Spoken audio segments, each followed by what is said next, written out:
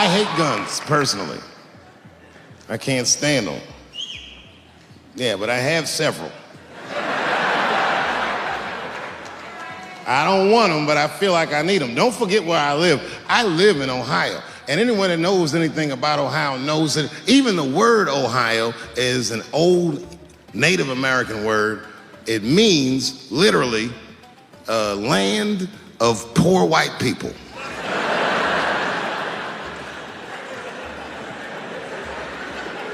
And I don't know what's going on down here, but in my experience, poor white people love, and I mean they fucking love, heroin. They can't seem to get enough of it. I didn't even know what I was looking at first. I was just driving like, why are all these white people so sleepy out here? Do you think?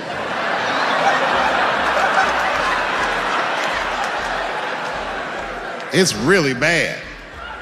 As a matter of fact, I was coming out of a nightclub the other night in Dayton, and I'd parked my car in the alley, and no one was out there. I didn't have no bodyguards or nothing. I was home. I figured everything was fine. And as soon as I opened my car door, all by myself, suddenly one of these heroin-addicted whites just pops out of a trash can. It scared the shit out of me. I screamed, "Ah!"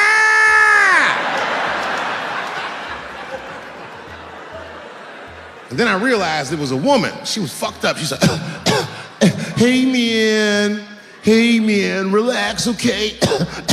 I'm sick, all right? I need some drugs, man. Please, I'll suck your dick for $5, man. I was like, ugh.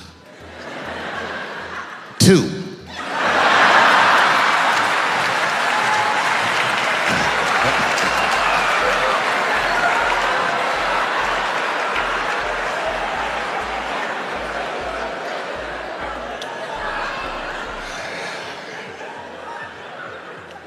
Obviously, I'm joking. This opioid crisis is a crisis. I see it every day. It's as bad as they say. It's ruining lives. It's destroying families. Sadly, you know what it reminds me of, seeing it? It reminds me of us. These white folks look exactly like us during the crack epidemic. You know, it's really crazy to see. And all this shit they talk about on the news about how divided the nation is, I don't believe it. I feel like nowadays we're getting a real good look at each other. It's wild because I even have insight into how the white community must have felt watching the black community go through the scourge of crack. Because I don't care either. Hang in there, whites. Just say no. What's so hard about that?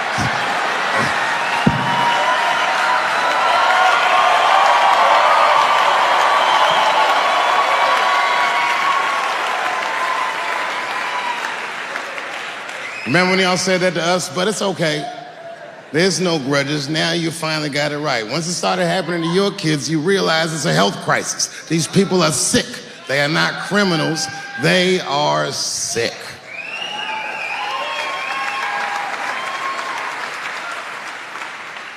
Be that as it may, I'm armed to the teeth.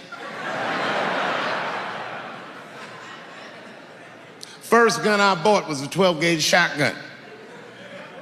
I didn't want the gun. Remember, though, I'd moved to a farm, and I was sitting there on the porch, and I see a white dude walking across my property, entitled, like he's supposed to be there. He had a rifle over his shoulder, too. Ain't that a bitch?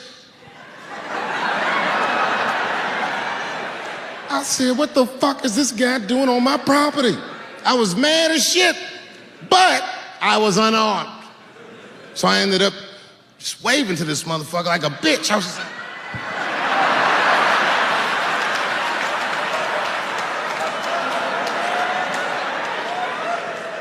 And as soon as he got far enough away, I ran to my car and sped to Kmart. This is in a rural white area. And remember, I was nervous because the guy was on my property, I'm black, and I was sweaty. You know what I mean? And I ran to the gun counter, black and sweaty, sweating and black, and I looked up at the nigga, I was like, I look like a slave or something. I said, I need a gun, immediately, like that, just like that. The guy didn't answer, no questions. He just grabbed a 12-gauge shotgun, handed it to me. I'd never even held a gun before. I'm not a dummy. I'm like, well, I need some bullets too. And the guy reached under the counter, put 2 box shells on the counter. He said, all right, buddy, which box do you want? And I didn't know. One box had a picture of some ducks on it. The other box had a picture of some deer. I said, well, what's that box with them ducks? He said, oh, that there's birdshot. And then he goes just like this, I'm not exaggerating, he goes, that won't kill a man.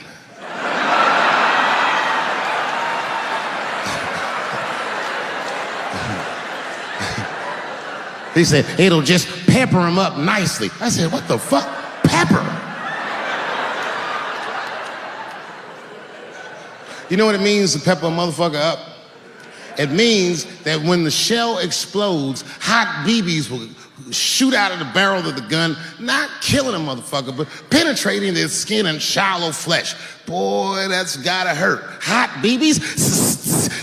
Ha ha! Remember when Dick Cheney shot a motherfucker in the face and he lived? That was birdshot. I said, well, what's that box with the deer on it? He goes, oh, that there's buckshot. That'll put a hole in the goddamn truck if you wanted to. So which box do you want? And he picked the one with the deer up and shook it.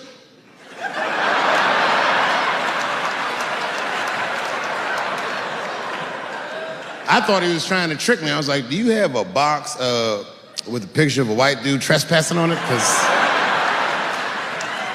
it's exactly the strength I'm looking for. But I didn't know that if you're defending your home with a shotgun, the formula dictates that you're supposed to buy both boxes. This was not a formula that I was familiar with. It goes like this. The 6 shots in a 12-gauge shotgun, so when you load the gun, you load it like this. First shot, bird shot. Next shot, buck shot. Bird shot, and then after that, gun's Jamaican. Buckshot, buckshot, buckshot.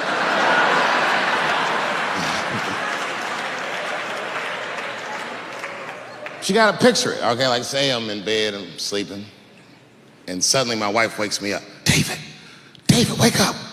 And I'm like, oh, look who's come around. And I pull my dick over the top of my pajamas.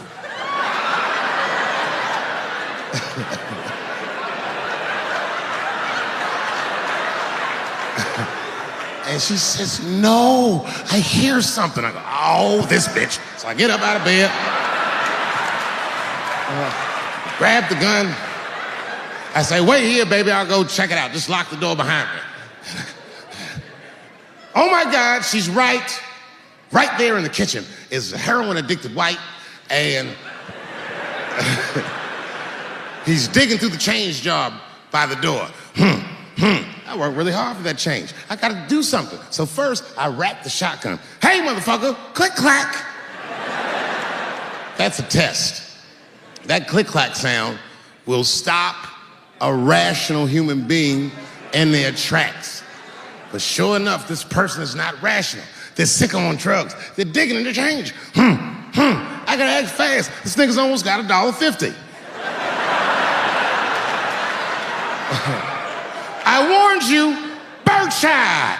And there it goes. Hot BBs will permeate his yellow heroin skin. Remember, I'm not killing him, I'm just peppering him up nice. He lets out a heroin scream.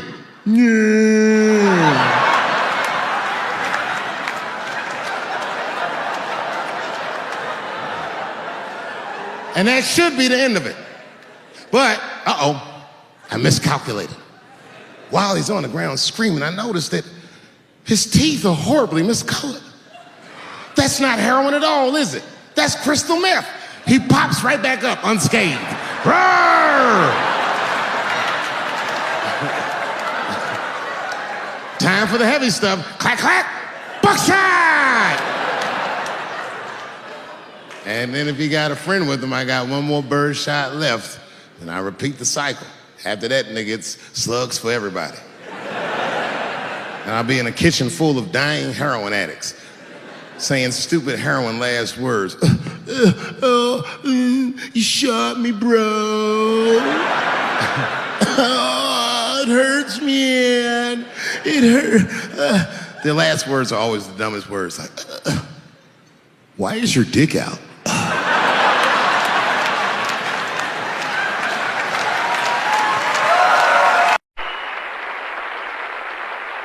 Excellent. You're very good at this. In the Mel Brooks movie Robin Hood Men in Tights, our next comedian reminds us that white men can't jump. I think we already knew that. But here he is anyway, a very funny and the very charming Dave Chappelle.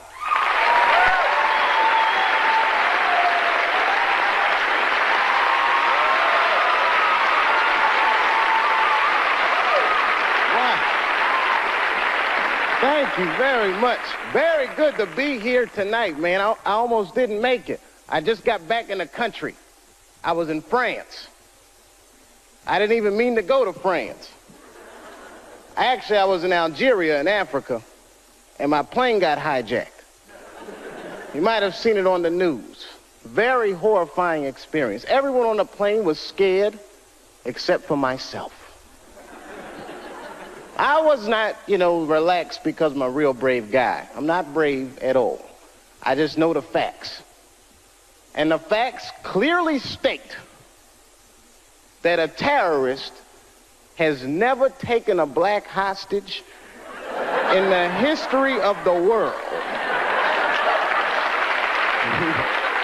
Yes, my friends, it's the truth. You will never see one of us on the news reading one of those letters.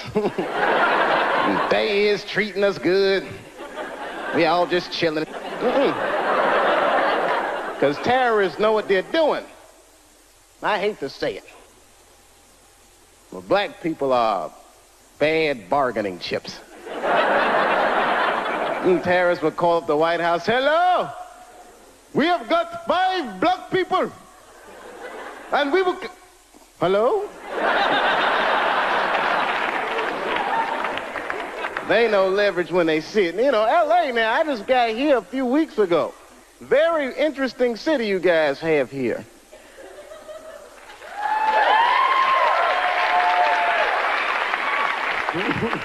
I guess you like it. I like it too, man. I just gotta get used to the pace of this place. I mean, I look like a real slow guy, but I like contrast. Speed turns me on. You guys stand on the escalator. That drives me crazy. It's going up. I can't walk around you or anything. And I can't drive too good. I don't like driving anyway. And then come to think of it, the first week I was here, they stole my car. Now, granted, it was a rental car, but it still hurt. I had just put gas in it. I was very upset. But I figured it was no big deal. I bought the insurance. So I just called the rental car agency, and they sent me another one. The guy was nice on the phone. No problem, Mr. Chappelle. We're going to upgrade you. We're sending you, hold on to your hat, a Lincoln Town Car. I said, wow. Is that nice? Man, you're going to love it. Any of you guys ever see a Lincoln Town Car before? It looked like a big-ass pimp car. I was like, what is this? I couldn't even keep it in one lane. Oh, man. I felt like a pimp in that car. I did, man. I drove it down Sunset Boulevard. All the whores snapped to attention.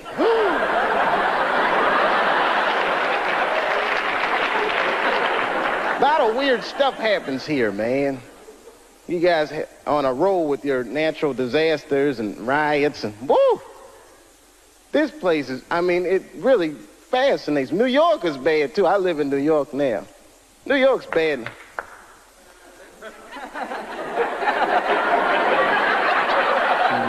It's a lonely feeling, isn't it?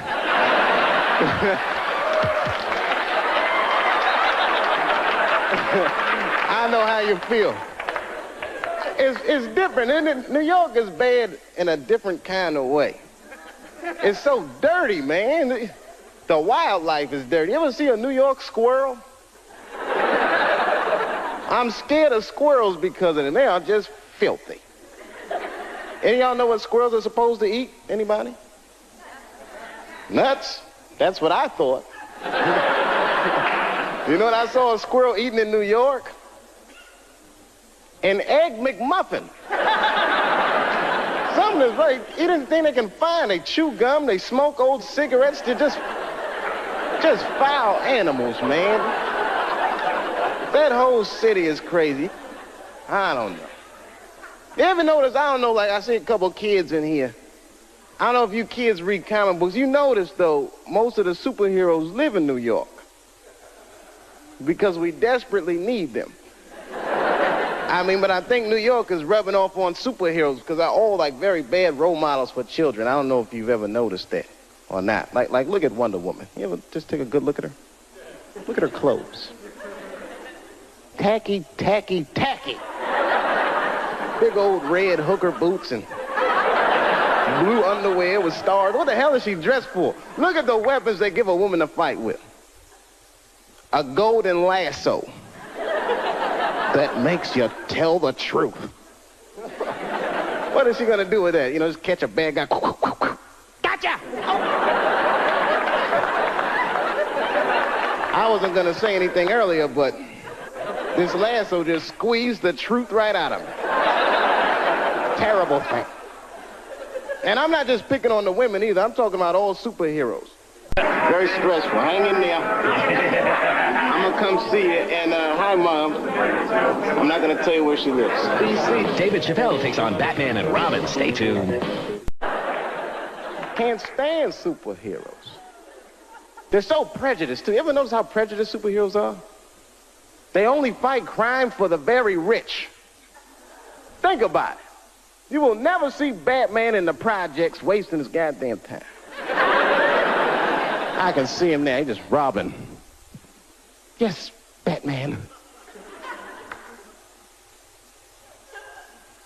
Didn't we park the car right here, man? What the hell happened?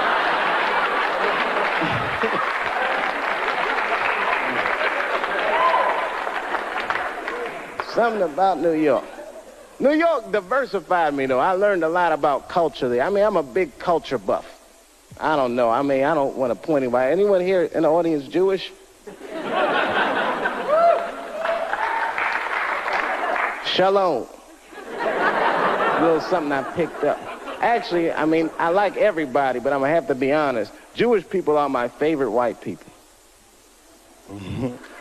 You guys are the only ones that can grow an afro if you really wanted to. I am so impressed by that. I just like the whole thing, man, and you party like black people. You're so similar.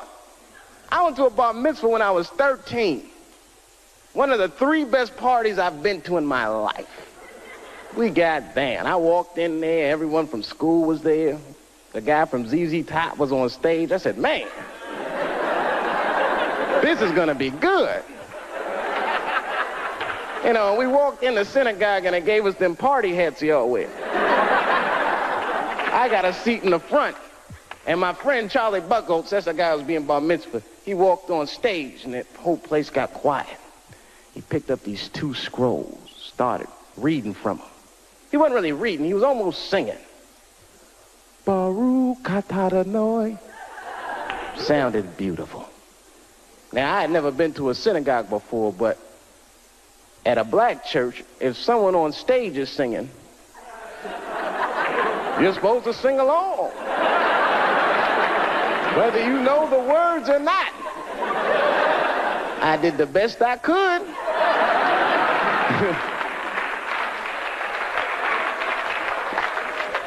Then things really picked up. We all left the synagogue and went to this after party at the Hyatt. This is the fun part. There was all kinds of food, man, bagels and filthy fish. And we went in there. And I was wondering what kind of music they were gonna play. Now let me tell you something. I don't know who this Hava Nagila guy is. But his album is slamming. They put that music on, the whole place just lit up. Everyone was dancing. I was breaking plates. Hey! And someone shouted out, sponsor. That's Greeks. Oh, sorry about that. Wrong white people. But anyway, we were having a great time. I didn't even know it was a tradition. You're supposed to pick the person who's being bar mitzvahed. You pick their mother up in a chair and dance around the party. I did not know that that was a tradition. I mean, I was just thinking, man, we are out of control tonight.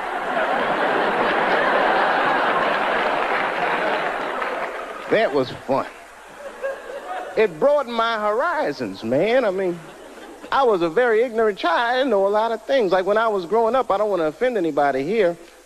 Let me check the exits. Okay, when I was growing up, I used to think that all white people, don't be mad, I thought all white people were happy. Just to be white. I know it sounds silly. I thought you just walked around, hallelujah, I'm white. This feels great. Taxi. Just checking. Go ahead. Thank you, everybody. Dave Chappelle. Dave Chappelle. Excellent, Dave. Excellent. Dave Chappelle, ladies and gentlemen.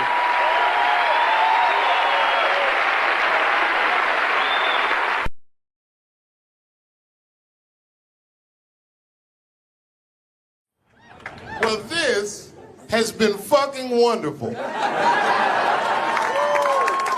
I don't know what to say, man. I don't even want this night to end.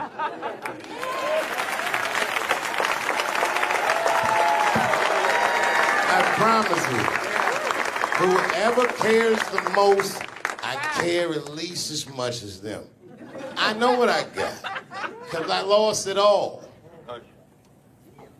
I gotta tell you something, and I don't talk about it often. Have you ever worked all your life for something and have it not work out?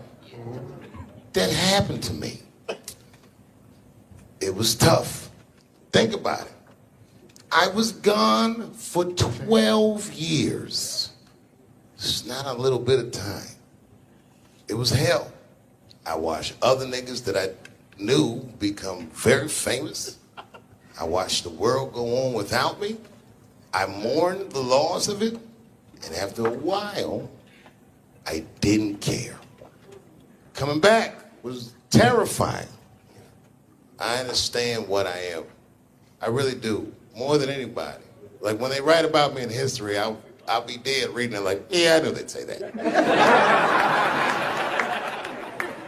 They say that a person can't dream of a face they've never seen. Can't believe that's true, but it's probably true.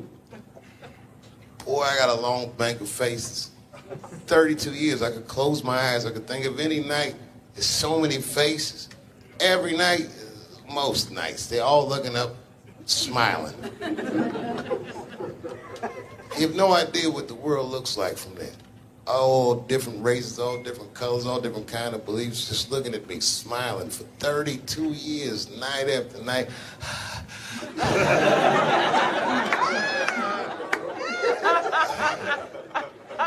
No comedian take that for granted. I swear to God, this might be the noblest of professions. Robin Williams had a bar that I loved. He said, comedy is the only job you can have where you can use everything you know. And that's true. You can use more than you know. You can use what you think. Use it. Don't be afraid. Don't let these bitch-ass niggas button your lip. Say it anyway.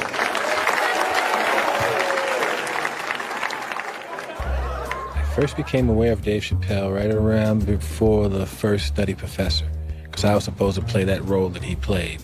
And then I kind of saw him, and I was like, hey, that guy, right, that kid would be funny playing that role. I try to be peaceful, but now it's time for Reggie to karate-size your ass. Woo!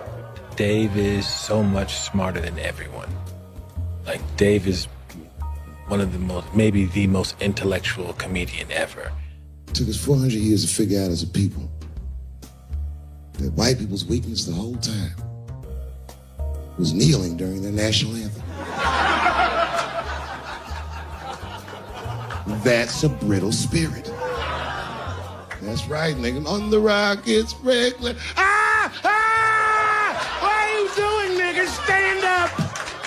He stretched the art form and his impact on the culture. He is the voice of his generation, without question. Nobody's even close to him. Thinking? No, I've had to learn, and that's where Dave Chappelle has been a wonderful friend and mentor. What did Chappelle say to you that helped you with that? Chappelle said to me, we were doing a show at Radio City together. It was during his run. Right. And I was on one of the shows, and he said to me, I said, man, what am I going to tell these? Because I was like, I'm going to do comedy before Dave Chappelle. I was like, Dave, what am I even doing here? And Dave said, and I said, I don't even know if I'm funny enough to be here. I said, you're nice, and I think I'm a really funny guy, but what am I doing here? And Dave said, look, man, he said, you don't understand something. He said, you're not here because you're funny. He says, I know 100 funny motherfuckers out there. He said, you're here because you're interesting. And he said, anyone can be funny. Not everybody can be interesting. Not everyone can make an audience listen to what they're saying. Not everyone has a wealth of life experience that makes people want to know what they have in their minds. And so that changed my perspective on silence. And so now, if I can hear that an audience is listening, I'm engaged. Well, that is a great piece of advice, not only for comics, but for anybody, because, wow, the thing that I love about Chappelle, and you just identified it, is he will go. He's interesting. And he is an interesting guy. He's the most interesting man I've ever met. That's what makes Dave Chappelle. Many people are funny. There's a lot of funny stand-up comedians all over the world. Yes. But what makes Dave Chappelle is that he is interesting. It's how he sees the world between the jokes. All jokes aside, Kevin Spacey shouldn't have done that shit to that kid. He's 14 years old and was forced to carry a grown man's secret for 30 years. Jesus Christ, he must have been busting at the seams with that one. The saddest part is, if he were able to carry that secret for 6 more months, I would get to know how House of Cards ends. Loved was, I can't believe that I've been in this business long enough that we're like the older guys now. It always blows my mind that I'm like 5 years older than Dave Chappelle, because he was already a made guy when I came in. So I always look at him like he's got 10 years on me, or 15. And, just when I watch his act, I'm like, this guy's clearly been doing this a good couple of decades longer than me. And the reality is, I think he's only been doing it like 6 years longer than I have, or something like that. He's fucking amazing. And what I love too is just, he's that same, with all that's changed, everybody getting offended, all of this fucking crap, how you get in trouble, he hasn't changed at all. He's just like that same guy that I saw way back in the day when I used to go to the Boston Comedy Club and watch him go on at like 2 a.m. and just start murdering at 2 a.m. And I remember I used to always sit there going, how do you do that? How are you that funny at 2 a.m. in front of a crowd that gave up on the show like an hour ago, and they're tired and they just want to go home? That second he steps on stage, boom, he just starts fucking killing. Dave's a beast. Dave's a beast, man. That's the only man that puts a little fear in my heart. I'm like, okay, it's real. What's he doing? Do you watch him? Watch him? Totally. You study? Totally. I got Chappelle. I got an app. I follow him. I'm like, my man Prince Paul always says, competition keeps you in condition. True. So yeah, that's my man right there.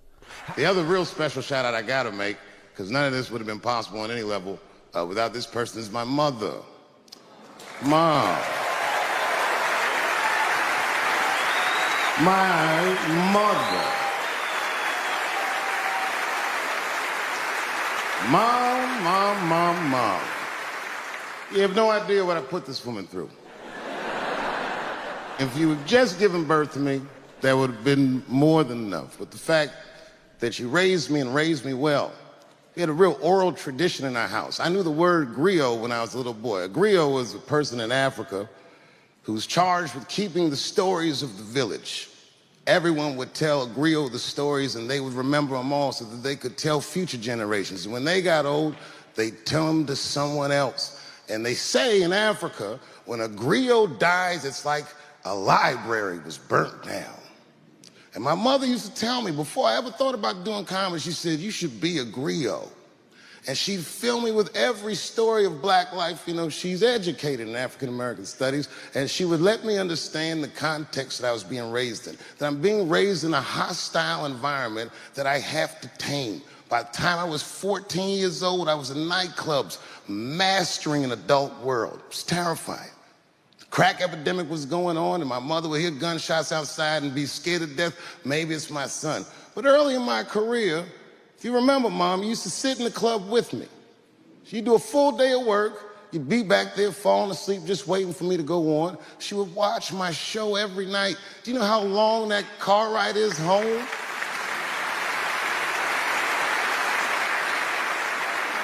How many of you have ever heard your mother say, pussy jokes were a little too much tonight, son?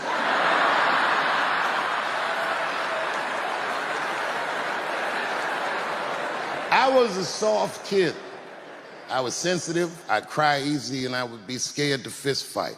And my mother used to tell me this thing, I don't even know if you remember, but you said this to me more than once. You said, son, sometimes you have to be a lion so you can be the lamb you really are. I talk this shit like a lion. I'm not afraid of any of you. When it comes word to word, I will gab with the best of them, just so I can chill and be me. And that's why I love my art form, because I understand every practitioner of it. Whether I agree with them or not, I know where they're coming from. They want to be heard. They got something to say. There's something they notice. They just want to be understood. Love this genre. It saved my life.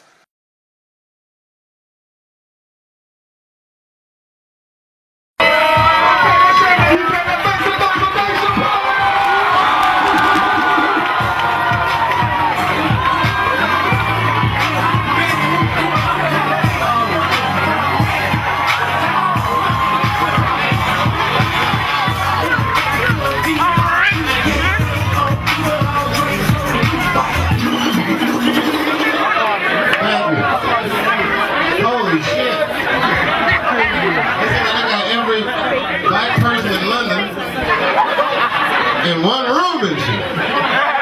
And I ain't seen no police outside. What? This is a different place. What's happening, y'all? England even got, I've seen homeless white people in England. Have you ever seen that? Yeah! We don't have that shit in America. Do you have any money?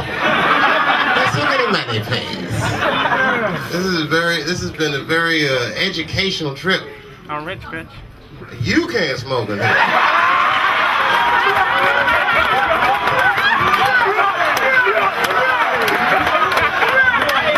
If they deport my ass, it's a free ticket home as far as I'm concerned. Gotta go, take it easy. Look how even black people are doing the rules. You can't smoke in here. She probably got a bag full of weed and shit in her purse. Talking about what I can't do. I haven't been over to Brixton yet. Everyone's like, you gotta come over to Brixton. It's like, why would I come all the way from the hood in America to see the hood in England? I'll meet y'all at Corks, where it's safe and shit. I don't know if the hood here is like the hood in America, but you know, you hear black dudes be like, yeah, I'm from the streets, I'm from the hood. It's like, I'm sorry to hear that, son. I'm sorry. You've been through all that trauma and distress and shit. It's scary in the hood. I used to do in the ghetto. Oh, here comes a man, and he's like, look, he's gonna have to put that goddamn cigarette out. It's part of my, sir, it's part of my show.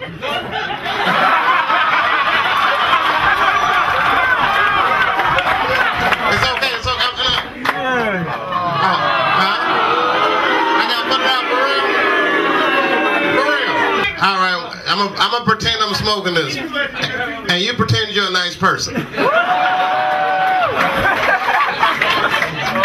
Please, sir, please, you're too close. Don't make me fuck security up in here, son. I've done it before. I'm wild.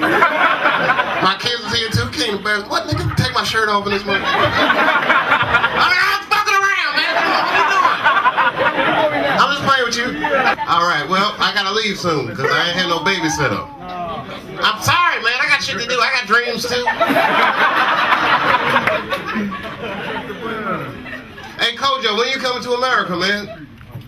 Come on to America. You can smoke inside and everything. Black people are free in America. Is anyone here from Africa? Yeah. I knew. Y'all know I was joking. Everybody in here is from Africa. Nigeria in this motherfucker. Where Muslims at? That's one guy. He's like, brah. I'm with you. Sound like Eid Mubarak, brother. Come on now. Y'all don't know about Mexicans. Y'all don't have Mexicans out here. Who are they afraid of here? Like they're not afraid of anybody like Mexicans, huh? Huh? The Muslims, huh? No? Nobody's afraid of Jamaicans, son. What would a country be without Jamaicans? Weedless. Sober. I'm fucking around, I'm sorry, man. He's like, I'm Jamaican, man. Get your fucking head. I'm just playing with you, man. Where you from? You from here? You from? Did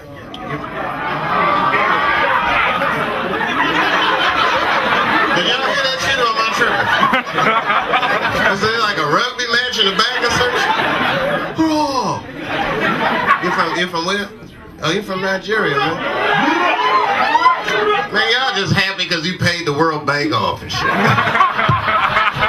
America can't even do that shit. God damn. Y'all done paid off the global loan shark.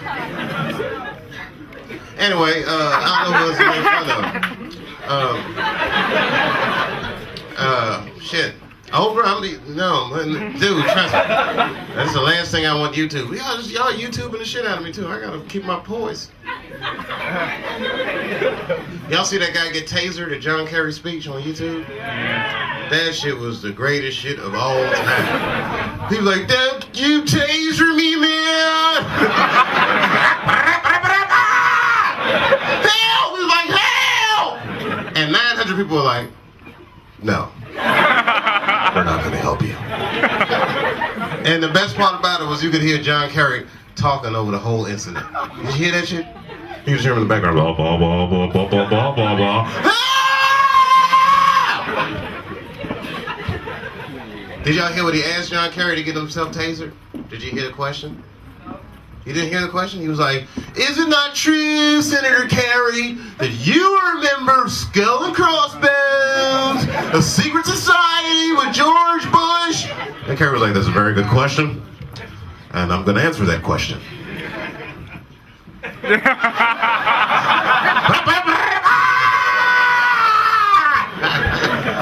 Where you go? Oh, not this motherfucker. Don't you taser me, man! Wow, you really can't smoke in England. That shit is serious, isn't it? Not even celebrities. Shit, man, I don't even pay my taxes in America. What's wrong with you? I'm not rich anymore. I was almost rich, bitch. Should have took that money. Now I'm in a basement in London somewhere.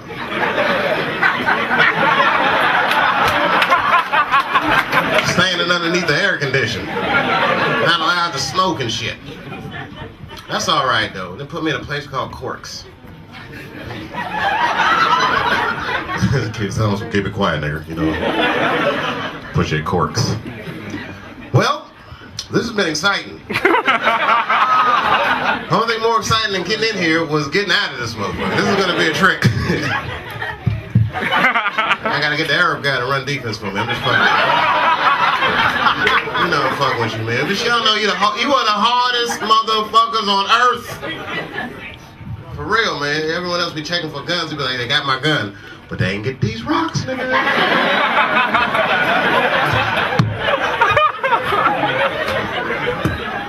Where you from? You mixed up? He's like, "I'm mixed, man. I'm mixed up. I'm confused, man." Look, I'm gonna tell you the truth, man. For real. You Pakistani? That's real. That's real. Okay.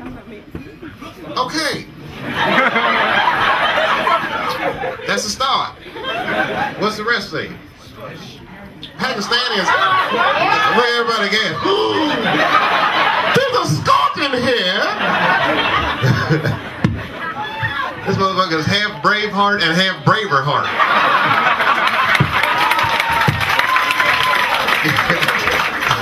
I'm half Pakistani, half Scotch. Hey man, look, my mother is half white. How about that?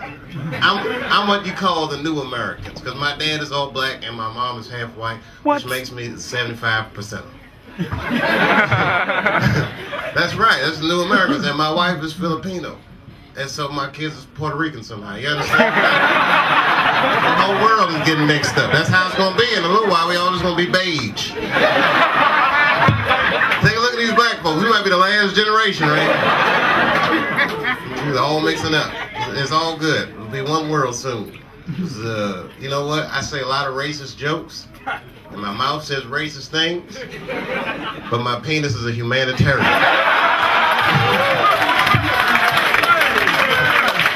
He's got a bigger vision than I do. I'm sorry. He sees the big picture. That's all I can tell you. Man, this is all right, man. We got to do something, man. At Kojo, you do this every week? He's like, yes, I do, Dave. All right, I'll be back in like 4 years and shit. I didn't know y'all did this every week, man. See, Stan and Chris Tucker was here, it would have been all over, wouldn't it? See, well, he's not. I'm sorry. If Eddie Murphy was here, it should be off the hook. You know, my wife is here too, so you know. I gotta keep my hands where she can see them and shit.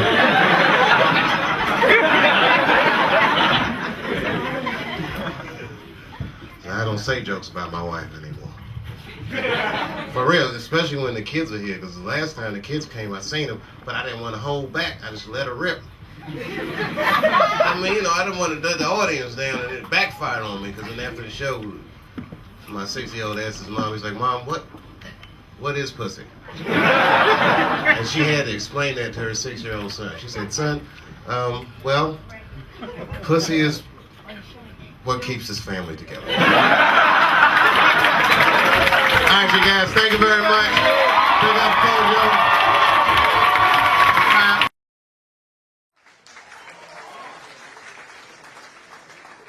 All right, here's the story. I started doing stand-up comedy when I was 14. I'll never forget the first time I was on stage. The guy that introduced me was a guy named J.T. Newton. I'm 47. I can close my eyes and remember the introduction like it was yesterday. It went like this. Ladies and gentlemen, this next young man coming to the stage is starting his comedy career tonight. Who knows? We may be witnessing the birth of a star. Please welcome Dave Chappelle.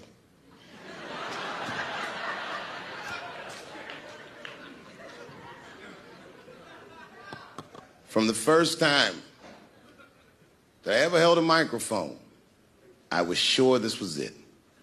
I knew I was home. I knew I had found my thing. And my God, man, I was a child. I got good. Matter of fact, I was good from the moment I started. And I'm not saying this to be a braggart. I'm telling you the truth. These old niggas was in awe of me. How is this little boy so poised? They used to say. I was. I mean, you know, I got better, but it started out good. About a year into it, when I was 15 years old, I had written a joke during the AIDS epidemic about having a Goodyear condom. Something, I don't even remember the joke. Something about an industrial strength condom by Goodyear. I just remember all the comedians really liked that joke. And there was an older comedian.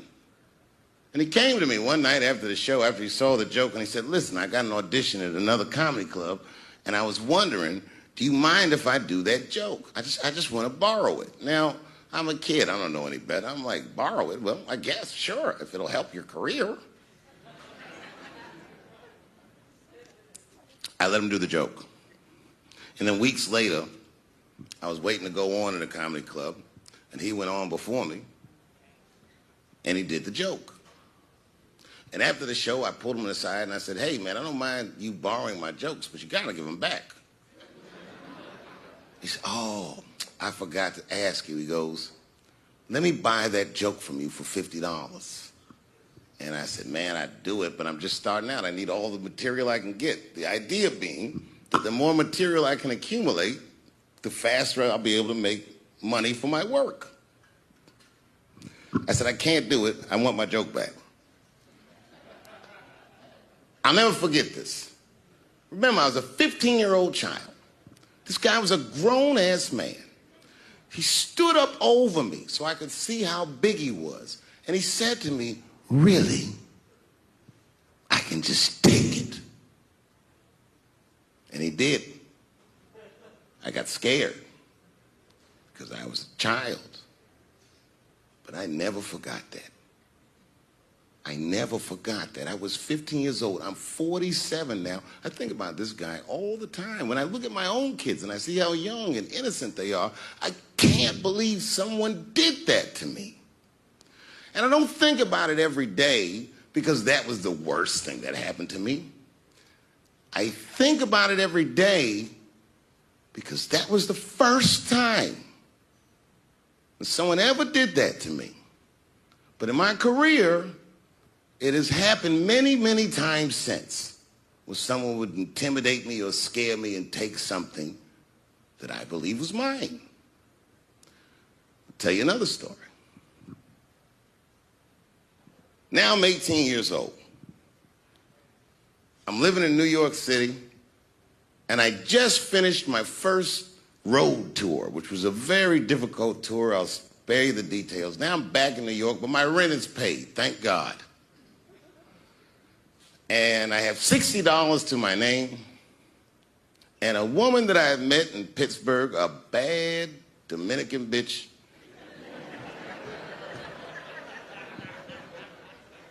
was coming to New York. She was going to spend the weekend with me.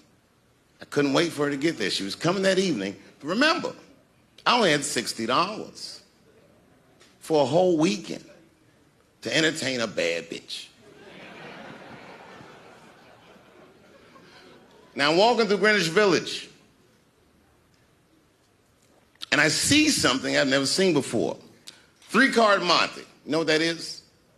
Yeah, the guy had the whole thing. The table was set up, and he had the 3 cards, and the crowd was hooting and hollering, and he was like, find the red card, find the red card, and people were playing. Sometimes they win, sometimes they lose, but it was really exciting, and I'm standing there watching it, and I noticed while I'm watching them play this game that the red card, the one you're trying to find, had just a little bend on the corner. And I'm watching it, and I'm like, yo, this guy doesn't seem to know that red card is bent. I'm going to beat this motherfucker. And I walked up to the table, and I said, let me play a hand. And I put my last $60 on that table, and he starts to shuffle and find the red card, find the red card. And I kept watching that bent card go around the table, make sure I kept my eyes on that bent card. And when he stopped shuffling, and he said, find the red card, I pointed to it with confidence. Here it is right here. And he flipped it over, and it was black. And he took my money. I couldn't fucking believe that. How did this nigga do that? Was that magic or sorcery? I was confused. So you know what I did? I sat there and I watched him for a real long time play the game. And I realized that all those people who was doing all that hooting and hollering and betting, my God, they were his friends. They were in on the whole thing. I felt so wronged. I felt so stupid. And then the next sucker came up to the table and was about to put his money down. And I said, fuck that, man. Don't put your money there. All these niggas is in on it. It's a trick. And when I said that, the guy that was dealing, and this motherfucker was huge, snatched me up by my collar. Feel how strong he was when he grabbed me. I was a skinny little guy. And he was going to maul me.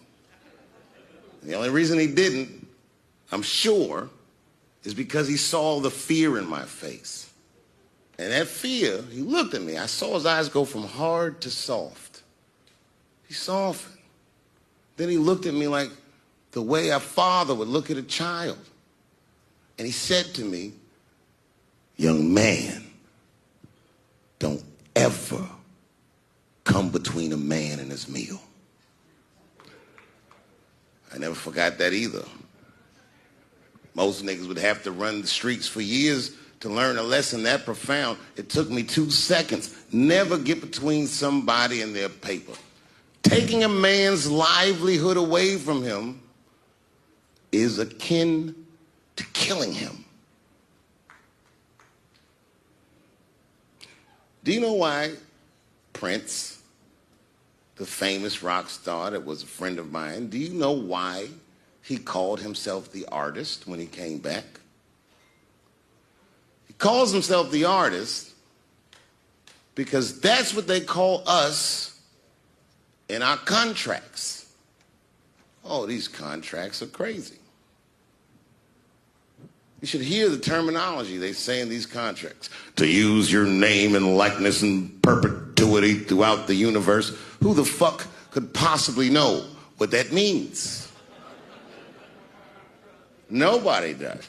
It's so complicated, in fact, that when you're a kid like me, you have to hire somebody to tell you what that means. And you sit down at a table and you do the contract game. And that's how I got with Comedy Central. I signed the contract. But I signed the contract the way that a 28-year-old expectant father that was broke signs a contract. I was desperate. I needed a way out. And it wasn't good money and it wasn't good circumstances. But what else am I going to do, I said. And all these white people sitting at that table told me, trust us, Dave, it's a good contract. And I looked around the table and they all seemed to agree it was a good contract. But what if it was like that game of three-card Monte? What if they were all friends and I didn't know it? And the bag of money was Iceberg's money in the first place. What was I talking about? What was I trying to tell you? Last week, 2 weeks ago, whenever it was, I call Lauren Michaels and I tell him, okay, I'll do it. I'll do Saturday Night Live on election night. And the day I made that phone call, the day I committed to it, it gets announced that Netflix is streaming Chappelle's show. Not just Netflix. HBO Max is streaming it too. Let me tell you another story about HBO. No, hear me out. Did you know, before Chappelle's show was at Comedy Central, I pitched that show to HBO. I told them what I wanted to do. Now, these are executives. All they have to do is say, yeah, we'll take it, or no, thank you, we won't. But they didn't say either of those things. They went too far. They said, literally, what do we need you for? That's what they told me, as they kicked me out of the office. What do we need you for? And here we are, all these years later, and they're streaming the very show that I was pitching to them. So I'm asking them, what do you need me for?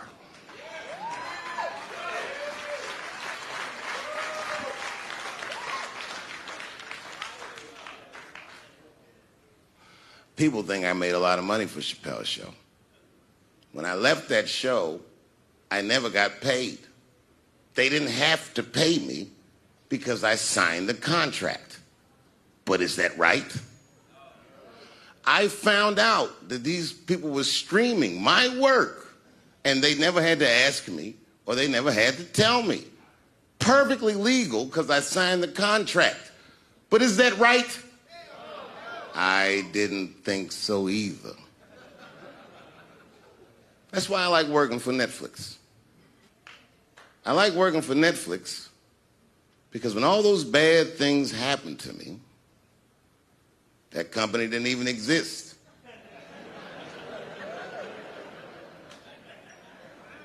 And when I found out they were streaming Chappelle's show, I was furious. How could they not know? So you know what I did? I called them and I told them that this makes me feel bad.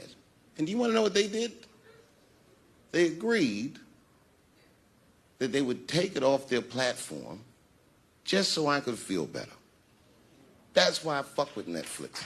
Because they paid me my money, they do what they say they're gonna do, and they went above and beyond what you could expect from a businessman. They did something just because they thought that I might think that they were wrong. And I do. I think if you are fucking streaming that show, you're fencing stolen goods. They stole that from me.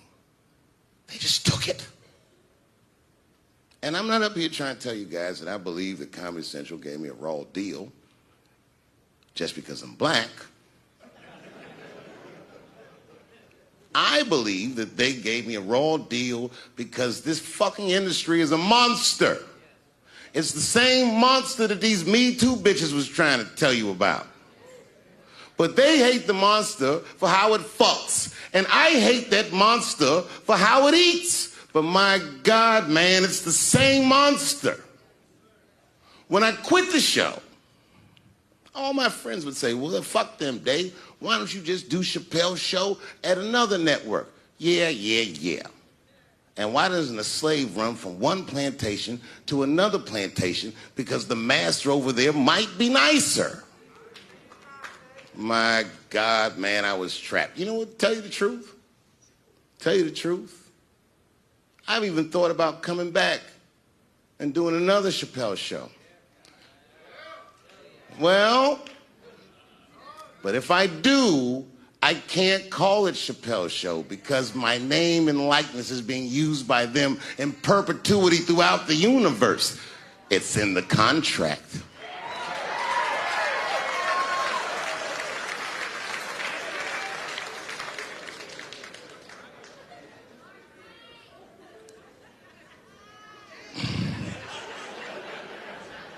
You're not supposed to do this in my business.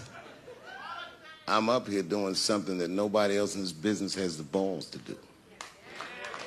I'm telling you something that you need to know. I'm trying to explain to you what you're seeing. You don't understand what you're seeing. I am publicly flogging a network. And I know that this network niggas, they watching me and they saying, why are you doing this so publicly? Doesn't feel good to be flogged publicly. Oh, believe me, I know. I know exactly how that feels. When I quit my show, they said I was crazy. What was crazy about it? I just didn't want to do it anymore. They said I smoked crack. That's impossible. I was a devout Muslim. I didn't smoke or drink. But I do now, bitch, because you ruined my fucking life. Now it's their turn. This is their first nigga lesson, and I'm honored to give it to them. They're gonna pay me for this show. I called my agent. I said, is there anything I can do about this show? And he said, no. Well, fuck you too then. If you want something done right, I guess you gotta do it yourself. So I'm not going to the agents. I'm coming to my real boss. I'm coming to you. I'm begging you. If you ever liked me, if you ever think there was anything worthwhile about me, I'm begging you, please don't watch that show. I'm not asking you to boycott any network. Boycott me. Boycott Chappelle's show. Do not watch it unless they pay me.